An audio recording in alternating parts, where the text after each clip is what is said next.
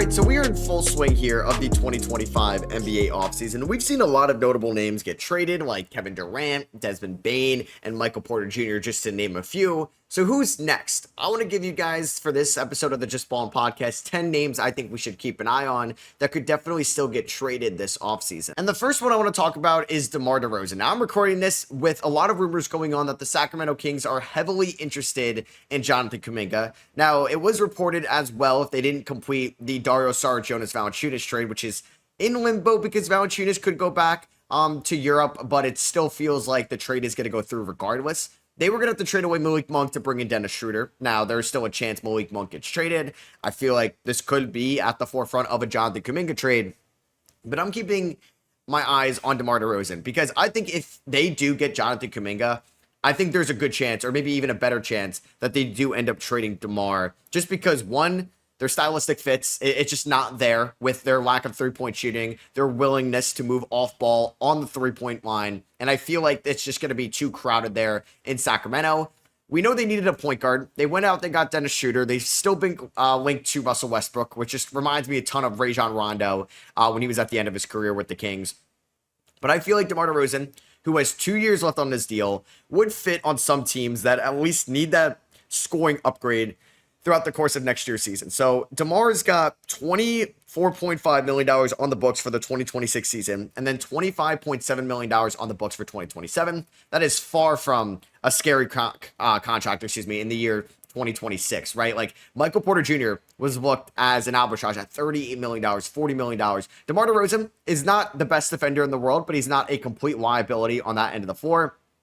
Last year, he averaged 22 points, 4 rebounds, 4.5 assists. It was his age 35 season. He'll be 36 years old very soon, in about a month from now. So you'll get him for his last 2 years, 36 and 37 of his career. Honestly, like, his role wasn't as prominent in Sacramento compared to what it was in Chicago, but it didn't really change that much either. He still averaged north of 20 points per game. He's still super efficient from mid-range. And he's somebody that you can still have as a secondary creator in the half court that you can trust in isolation, that you can trust this guy when, or for somebody that can get to his spots as well. Like last year, his mid-range jumper was still pretty elite, 10 to 16 feet, 50%. 3 to 10 feet, 55%, was elite at the rim. And then he shot 45% on long twos, 33% on threes. And that's something that DeRozan has always not been stubborn with, but hasn't really found a flow in his game, was three-point shooting, off-ball movement on the perimeter. And that's why Toronto felt like they had a ceiling in 2018 when they traded him at 28 years old, where he averaged 27 points per game the year prior, and they sent him off for Kawhi Leonard, and obviously the rest is history there. He had 3 years in San Antonio, 3 years in Chicago. We'd assume it might have been 3 years in Sacramento, that we liked the idea of DeMar DeRozan on that contract last offseason, but that's with De'Aaron Fox there, and now De'Aaron Fox is no longer there. They have Dennis Schroeder running the point. I don't really love that contract as it is. I don't mind Dennis Schroeder as a player, but I think committing $45 million is a lot. But even if it's 30 million, because the last year might not be guaranteed, I think it just makes sense DeRozan could be moved. Now, there's some teams that I think would make a lot of sense. I don't think DeRozan is getting bought out by any means. I think a team like the Milwaukee Bucks makes all the sense in the world. I don't know if Sacramento, who was interested in Kyle Kuzma last offseason, would be interested in some type of like DeMar DeRozan for Kuzma swap. I'd much rather have DeRozan in 2026 and probably 2027. You can make an argument Kuzma is fine enough as a defender, maybe better than DeRozan in the half court, but I just trust DeRozan way more than I would trust Kuzma playing off of Miles Turner and Giannis Antetokounmpo. Yeah, there's some floor spacing issues with Giannis and DeRozan there, and we're going to see how much Giannis is going to be the primary ball handler in 2026. Is he going to be basically the point guard for them in the half court sets? We'll see, but I do think DeRozan would be an upgrade over Kyle Kuzma. You can also talk about the Miami Heat. Could they, like, Wiggins has 2 years left. Would they want to do a DeMar DeRozan for Andrew Wiggins trade? Would they try to keep Wiggins? And you could do DeMar DeRozan for Terry Rozier. Rozier could get bought out or have 1 year left on the deal with the Kings, and maybe some draft capital or some type of swap goes to to Sacramento. Maybe they could take a flyer on a young guy. You never know what Pat Riley wants to throw in. He's probably like, yeah, we'll give you some seconds. I mean, Maybe Sacramento would do that. Maybe Sacramento would take some seconds and the expiring of Terry Rozier to get out of the 2027, 25, or 26 million of DeRozan's deal. So I think Miami and Milwaukee would make a ton of sense. I don't think there's not that many other Eastern Conference teams that I think would make a lot of sense. Like Toronto is not a great fit. Indiana as a stopgap, probably not. Boston as a stopgap, probably not either. Philadelphia doesn't really have the financial flexibility to get that done. Knicks, no. And Atlanta and I think Orlando. I mean, Atlanta's intriguing with their floor spacing as a unit and their lack of shot creating after Trey and maybe Jalen Johnson. Maybe that's a deadline thing. I think just this offseason, Milwaukee makes a lot of sense. Miami makes a lot of sense. The Clippers don't really, I mean, the Clippers could basically do Norman Powell for DeMar DeRozan. Do they want, I mean, they have that 2-year timeline. You basically look at all the Clippers contracts. Everybody's a free agent after the 2027 season with their old aging core. So maybe that is a team that would be interested in DeMar. Maybe the Dallas Mavericks if they wanted another shooter, or excuse me, another offensive-minded guy. They like their defense, but maybe they would package PJ Washington and Caleb Martin for DeMar DeRozan as Sacramento can get a little bit more depth, which was their issue last year. So, yeah, I think DeMar DeRozan is definitely one guy that I think could end up getting moved this offseason, and I would definitely keep an eye on it even more if they ended up trading for Jonathan Kuminga, who I'm not going to have featured here, but I think there's a chance he could be in a sign and trade. I do have Derrick White here. I think Derrick White, probably out of all these guys, maybe the least likely one to get moved. It does feel like he would have been traded already if he was actually on the market. I never really believed he was on the market or getting traded. I think there's a chance a team may look at the rest of the offseason and be like, we have this window. Maybe it's an Eastern Conference team. Maybe it's a Western Conference team. Let's get Derrick White. I mean, I'd love Derrick White in Dallas. I'd love him in Houston. Would love him in San Antonio. Would love him on one of those Texas teams. Obviously, Golden State would be a great fit, but unless you're trading multiple unprotected picks in the 2030s, I don't really think you're going to be able to get it done. I'm sure they'd like to send him to the West. I mean, I'd love him in the backcourt with, like, Trae Young, but you don't really need that with Dyson Daniels, right? And I think, like, Orlando could have been a fit before the Desmond Bane trade. So we're really running out of options for White. So I think, like, just for this placeholder spot, I think there's a better chance that White does get traded than a Jaylen Brown. Maybe he ends up getting traded at the deadline. Say Boston is a couple games under 500. White's having a good year, and teams are getting aggressive that they think they have this window to win a title. They'll go get Derrick White, who's 31 years old, who has a couple years left on the deal. It's pretty hefty. $28 million in 26, $30 million in 27. I feel like he's going to be well worth that. But when he's going to be 34 years old, in 2028, making $32.5 million, will he be as active on the offensive glass? Will he be as good moving up and down the floor? And then he's got a $35-ish million player option in 2029 when he's going to be 35 years old. So it's not the worst contract in the world by any means. It's not the best contract in the world. He got his payday. I mean, everybody did in Boston, right? Kristaps did. Drew definitely did. Tatum and Brown got supermaxes. Hauser got extended. And now they were wondering why, like... I don't know. I tweeted out that I actually didn't mind the new CBA, and I had a lot of Celtics fans, which I get. Like, this CBA has allowed or has made you guys have to sell off some of your title parts in Drew Holiday and KP, but they didn't have to extend those guys those contracts. They gave Drew Holiday $40 million. They gave Derrick White this extension, which I agree. I would extend Derrick White, and you basically took care of Drew because he was a free agent after the 2024 season when they won it all. You were obviously giving Jason Tatum the supermax, Jaylen Brown, that was always up for debate, but I feel like that's also the purpose of the CBA as well, just because you're a big market team. Because, well, honestly, you would say that some owners, maybe like Steve Ballmer in Los Angeles or Joe Lacob in Golden State, they'd be willing to pay the tax. I mean, the Celtics got new ownership. They're basically paying like $300 million plus in excess tax money because of the reckless spending. Was it reckless? Yes. Did it work? For sure. It worked in 2024. And you traded some good contracts like Grant Williams, maybe Malcolm Brogdon, Robert Williams, maybe not as good of players, definitely not as good of players, but maybe better contracts in a vacuum at that time than what you were going to eventually have to give Drew Holiday and KP. And they could still operate very well, nicely after that. I mean, Drew Holiday lost some value because of the contract and because of the age. KP lost some value last year as well, where you got George Niang and some second rounders. I just think the second apron hasn't killed the Boston Celtics. I mean, the Jason Tatum injury also kind of hurt the Boston Celtics a lot. We knew they were going to end up making some trades. I would say White, like I said, is probably the least likely one. I just wanted to talk about some Derrick White ideas. I would just love him in like Denver as well. It's just there's not a lot of teams right now that I think would be suited for White in the offseason, but I think more so in the regular season.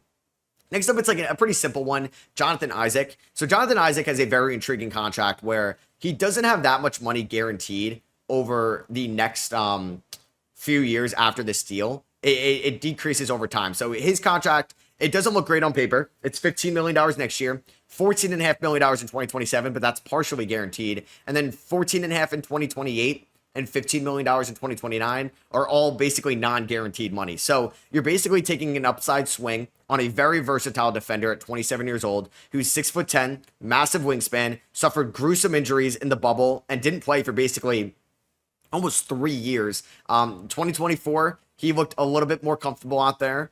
Actually, I forgot he was 9th in 6 Man of the Year voting. Averaged 7 points, 37 from 3. Was not great last year at times, but was a little bit more available for Orlando that had all their injuries in their own rights, and you would like Isaac to have, I don't know, like, it sucks because if you remember, some of you guys, I don't know if you're too young or you just don't remember, like, Isaac in that 2020 season before the pandemic was one of the more intriguing and exciting, like, rising young stars in this league. He could guard all 5 positions. He was becoming better and more fluid with his 3-point shot, spot up, catch and shoot. He was being more aggressive at the rim. There was more wild plays that were showing up every single night because of the wingspan and the ball handling ability at his size.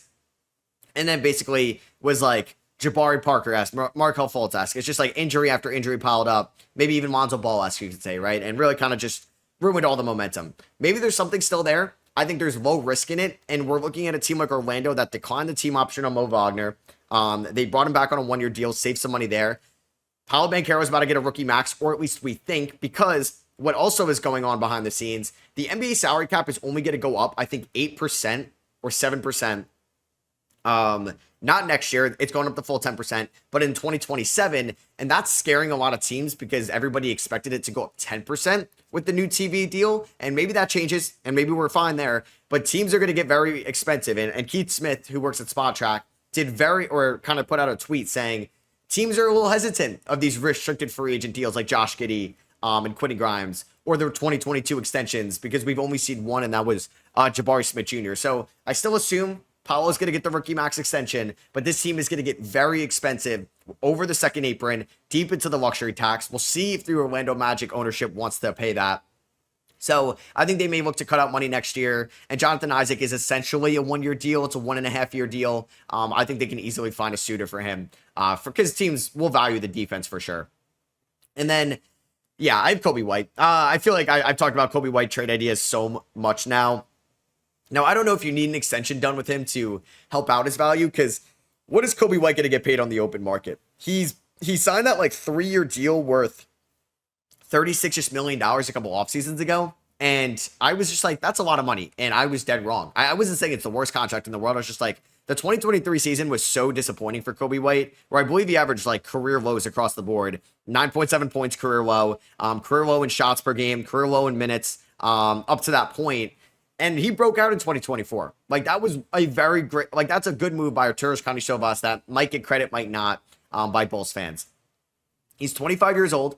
He should have won Most Improved in 2024, but he came, I don't know. Oh, did he not finish runner-up? Or maybe they don't have Most Improved voting here. But he showed that 2024 was not a fluke in 2025. A little bit less minutes, basically the same shot attempts. The efficiency didn't drop. He got to the line more, better free throw percentage, and averaged 20 points per game, a career high. He's an absolute microwave scorer that can start for you, that can come off the bench. He's got good size to be a combo guard. He's got good playmaking and court vision out there as well to be a 1 or a 2 for you, no matter what you want to throw him out there. So I thought Orlando was a match made in heaven before the Desmond Bane trade, and I think there could be a lot of suitors for Coby White if he were to be made available. Does Memphis try to like salvage the Desmond Bane loss and try to trade for Coby White? Does Dallas try to get involved in Coby White sweepstakes? I feel like Houston would make so much sense as this lead guard that is a lot more reliable of a shooter than a Fred VanVleet, and you would have him out there with a Men Thompson and Tari Eason to help him out defensively. So you're not really worrying about that. I think there are plenty of Eastern Conference teams that would be interested in Coby White as well. So I think just there would be a very robust market for Chicago.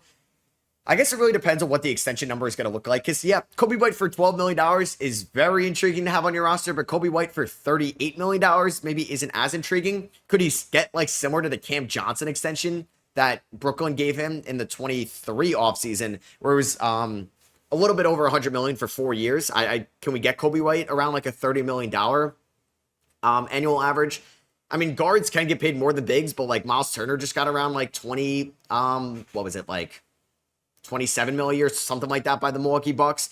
I'm okay paying Coby White that money. It's like RJ Barrett money. Anthony Simons on his second contract money. So I would be willing to give him that. It's just like, what would Chicago want? Because I think Chicago, I don't want like any team to fully bottom out, and it would suck to make Chicago Bulls basketball unwatchable, but I feel like their fans are okay watching Essengay and Buzelis and Lachlan Obrick and maybe some young pieces you get back for Kobe White really handle the offense and just see them grow over time. I'm sure they're tired of watching Nikola Vucevic. Josh Giddey's somewhat intriguing for them, but I think I'd rather see the Bulls be the 4th worst team in the league next year than the 12th or 13th worst team. I just don't want to see them in the play-in tournament. They get their yearly home play-in tournament game. They get that money. They don't make the playoffs, and they're picking at the end of the lottery, and we wonder why they haven't had a franchise player in quite some time. So I'd like to see them bottom out, and by doing that, you got to trade away Kobe White. I feel like Golden State would be a great fit. I know they've been linked to Kuminga, and I mean, Golden State doesn't have the best packages in the world, but hey, they have an aging roster. Could you get a 2032 unprotected first? Could you get a 2030 unprotected swap for Kobe White? I would like that. They could even, I don't even know if they would be interested in Podziemski and picks for Kobe White, but that's something I'd be interested in if I'm Chicago. Could the Clippers want to get Kobe White as well? Could you get Conan Niederhauser and a 2032 unprotected pick and a 2031 unprotected swap? Interested about that. I know it's just like tough to really sell off and trade away your best player. And I'm sure there's going to be an initial like, what the heck are we doing? But remember how late they traded Caruso and DeRozan in a sign and trade and Levine? I don't want that to happen with Kobe White, but he's still only 25. Markkanen is next up for me for the Utah Jazz. Another guy that maybe was too late to be traded. The value they could have gone for him in the 2024 offseason was like incredible compared to what it was now. Coming back off, he won most improved in 2023, 25 points, was an all-star when it was in Utah. 23 points and 8 rebounds in 2024, and was making around $18 million a year. But 2025, for the last 3 years in Utah, the points have technically gone down, the games played have gone down, the efficiency has gone down slightly. And this was definitely his worst year in Utah, and he was rewarded with a new 5-year extension that fully kicks in this year. So he made $17 million, it kicked in 25. So he went from $17.2 million to $42.1 million, then $46 million in 26, $46 million in 27, $49.8 million in 2028, $53 million in 2029. I'm not saying it's the worst contract in the league, but man, I think it's one of the more hefty contracts in the league. And I think Utah should try to trade him. I don't know if there's a market for him. He's 28 years old. I think he's still a good enough player that would fit on a lot of teams like San Antonio, for example. But yeah, I just don't know if teams are comfortable paying Lauri Markkanen that much money a year. So I think Utah should just still embrace the youth movement. I know Markkanen's 28, but by the time like you're going to be good again with the core, I just feel like Markkanen's going to be on the other side of 30, still owed $40 million, and maybe his numbers aren't going to look as good if you're sacrificing that to see Ace Bailey's numbers look good, or Sensabaugh's numbers to look good, or Walter Clayton's numbers to look good. And you also want to have a top pick in the 2026 draft as well. This is a team that it's going to be a fun 15 seed, but I'm projecting them to be the 15 seed in 2026. So I feel like there's no point of having Markkanen on your roster right now. And I think it allows more lineup flexibility with Walker Kessler maybe getting extended this offseason. He's a 2022 draft class guy. You have Kyle Filipowski, who showed some promise. You have Taylor Hendricks coming back. And we can now really see who are the mainstays for this Jazz core. There's so much quantity here. We want to dig through it and find out the quality for the long term in Utah. And those guys may never get the opportunities if Lauri Markkanen is getting 18 shots a night or 16 shots a night. So I would keep an eye on Markkanen to still get moved. Austin Ainge comes in, and they bought out Clarkson. They traded Sexton. I could also see them trading away John Collins. You could have thrown him in here as well. Another big that I think could get moved this offseason, Nick Claxton of the Brooklyn Nets, a team that I probably expect to bottom out next year. I am projecting them to be the worst team in the Eastern Conference. Maybe they are better than the Washington Wizards in 2026. Nick Claxton signed an extension with Brooklyn last offseason, where he's now going to be making $27 million in 2025, but it's descending over time, which definitely has some value. He's a solid enough perimeter defender at the center spot, and he's a good enough inside defender, and I do feel like him on a winning team can kind of completely change his motor and his intensity out there. There was some really bad like flagrant foul calls on Nick Claxton last year, and it's just like Isaiah Stewart-esque, and I don't know, it was just a weird season for Nick Claxton as a whole. I do think there's still some value in there, and the descending contract at 26 years old is very intriguing, because we just saw what Luke Cornett got, we just saw what Miles Turner got. $20 million in 2028 for what Nick Claxton can provide you. It's really good value. And obviously, I'll throw out the Lakers as a fit. Luka made Derek Lively look so good, and Daniel Gafford and other rim running bigs over time. I think he can do the exact same with Nick Claxton. And they need somebody kind of with his presence down low, given that they've gotten DeAndre Ayton and brought back Jackson Hayes this offseason.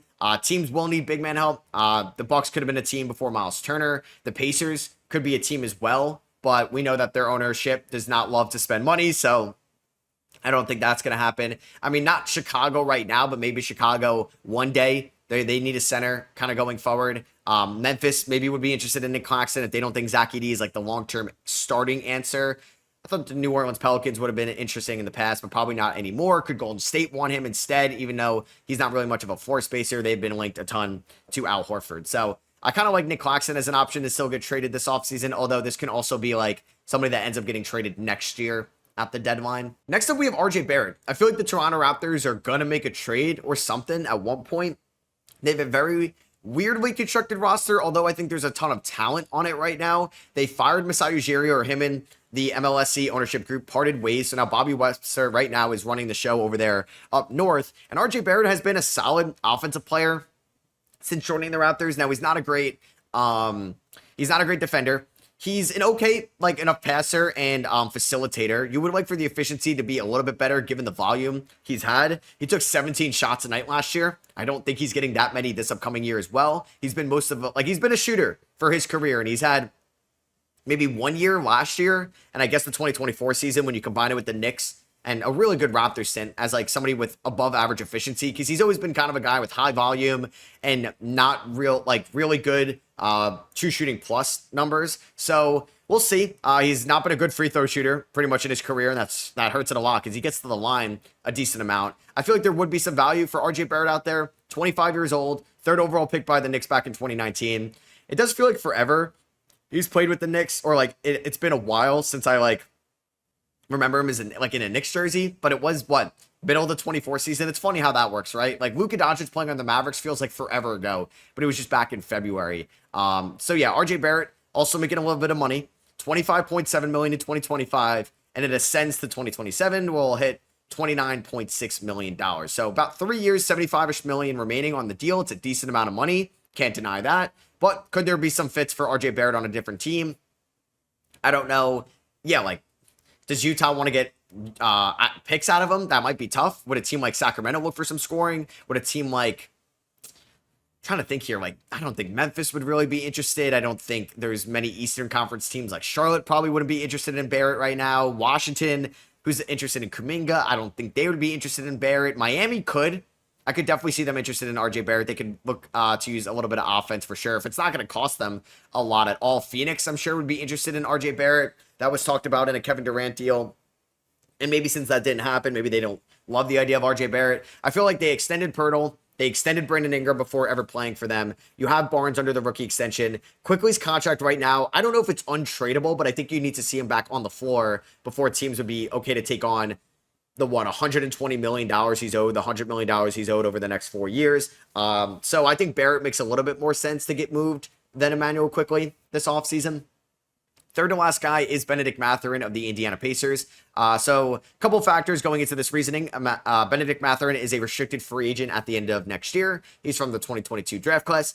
And I would be shocked. I'm not saying it's impossible it happens. I'm not saying there's a 0% chance it happens. But I just don't think the Pacers are going to extend Benedict Mathurin this offseason. We saw them cheap out. That is technically what they did. They didn't want to pay Miles Turner a few extra million per year because they didn't want to go into the luxury tax. So, hey, that was going to get multiplied by a little bit. But you're a team that just had a hell of a lot of gate revenue in the playoffs, given how many home games you got. You have a team that, yes, is not going to hit its window or not going to hit its ceiling next year because of the Halliburton injury. But you're losing a valuable asset in Miles Turner. So clearly they're not worried about losing valuable assets that they could flip. I'm telling you, if you really think it wasn't worth it to pay the luxury tax for a team that may go 41-41 next year, or I don't know, 38-44 without Halliburton, yeah, trade Miles Turner at the deadline. I guarantee you there would be teams that would want Miles Turner on that contract he got by Milwaukee at the deadline. I thought he was going to get more money. I thought he was going to get north of $30 million per year.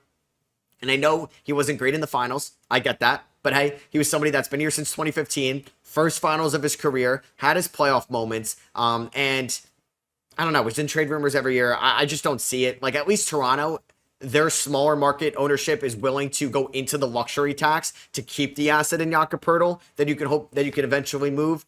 I don't love the Poeltl extension, but at least they have that asset to use. The Pacers just lose the asset. They don't get anything in a sign and trade. They don't get a trade exception. It sucks. It really does for them. So I don't think they're going to extend Benedict Mathurin in a year. Halliburton's extension is going up. Siakam's getting paid over $50 million a year. Nembhard is now going from basically the league minimum to $18 million per year. Obi Toppin's getting paid. TJ McConnell's getting paid. Aaron Nesmith might need an extension soon as well. I just don't think they're going to pay Benedict Mathurin, and that's why I'm just keeping an eye on it. They got their first round pick back from the Pelicans. Maybe he ends up getting traded at the deadline instead. But I would keep an eye on Mathurin to get moved. Maybe more so than like Toppin or McConnell. Second to last guy, CJ McCullum of the Washington Wizards. Still a good player. He's got 1 year left on the deal, around $30 million, 30.6. That's a pretty valuable expiring deal. It would be pretty tough to do like a sign and trade with him for Kuminga because he's making way too much that Golden State can take back in a sign and trade. Because I believe if Kuminga signs for like $25 million, the player going back would have to be around like 12 to 15 million.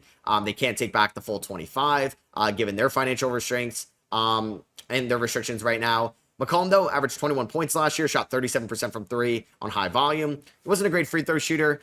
He was fine enough inside the three-point line, but not perfect. He's not a great defender, but hey, if Washington could take on another year of a deal, somebody that has 2 years left, could they send out CJ McCullum, who's an expiring contract, which will have its value? Could a team like Sacramento, I don't know if there's like a DeRozan for McCullum deal, and Washington can get additional assets? Could Phoenix try to shed some money? I don't think we're going to see a McCullum for Beal deal, but what if we saw McCullum and Marcus Smart for Beal? They have no picks to give up, so I'm not even going to throw that out anymore. But I think there's teams McCullum would be a target for. Maybe this is also a team that is desperate for some offensive talent at the deadline, and they can look to acquire McCullum then. But if not, I could see him getting bought out. I just wonder, because you can't buy out everybody. I guess Marcus Smart maybe won't get bought out. It probably would end up being McCullum or Chris Middleton at the deadline next year. And then lastly, I do have Bradley Beal. I mean, there's maybe a better chance that he ends up getting bought out. I think the Suns are looking at what the Bucks did, and they're like, okay, maybe it's not insane to do this. We just saw another team do it. Let's just do it. Let's eat the money for 5 years. Because when you buy somebody out, you have to multiply the years left remaining on the contract by 2, and you have to add a year. So he has 2 years left guaranteed, $100 million over the next 2 years, and you would have to add a year. So 2 years left, multiplied by 2, that's 4. Add a year, 5 years, basically the same as the Dame contract. So he's got, $110 million left, not $100 million. So I think in order to not take a penalty, he's got to waive about $10 or so million, which, hey, he could probably get that on the open market in a team's mid-level. I would actually love Bradley Beal on the Milwaukee Bucks. I don't know if you'd want to go there, but I think that's exactly what they need around Giannis and Miles Turner. That he's not Damian Lillard, but he can kind of offset that loss a little bit. I still think Bradley Beal is a good basketball player. He's just an overpaid basketball player. And he's probably not worth that contract. He's not a great defender, but I think his numbers over the last couple years, he's been a very good tertiary option in Phoenix as the third guy. And I think he could be in number 2 on a mid team in the NBA that I don't think they can make the finals with you as the number 2, but I think he'd be an upgrade on some teams. It would be more intriguing if he had 1 year left, but he's got 2 years left. I think probably he gets bought out. I don't know what team is actually trading for Bradley Beal, unless we saw like a Paul George for Bradley Beal trade. Don't see that happening. It's just tough to get to that $50 million, right? And he's got to waive a no trade clause, which make this, it just makes it even more challenging that he's got a no trade clause. Only him and LeBron James in the NBA have one. So yeah, I'll keep an eye on Bradley Beal, and he's the last guy I have mentioned here. So to recap, I had DeMar DeRozan of the Kings, Derrick White of the Celtics, Jonathan Isaac of the Magic, Kobe White of the Chicago Bulls, Lauri Markkanen of the Utah Jazz, Nick Claxton of the Brooklyn Nets, RJ Barrett of the Toronto Raptors, Benedict Mathurin of the Indiana Pacers, CJ McCollum of now the Washington Wizards, and Bradley Beal of the Phoenix Suns. So I hope you guys did enjoy this episode of the Just Ballin' Podcast. Let me know maybe in the YouTube comments if you think anybody else could get moved that I didn't mention. Do you think there's a Zion trade, a LaMelo trade, or somebody like that? Or maybe more of a role player type guy that could end up getting moved this offseason as well. Let me know down below if you're listening on Apple Podcasts and Spotify. Really appreciate you leaving a rating and review to help the pod grow. I'll catch you guys in the next one. Peace.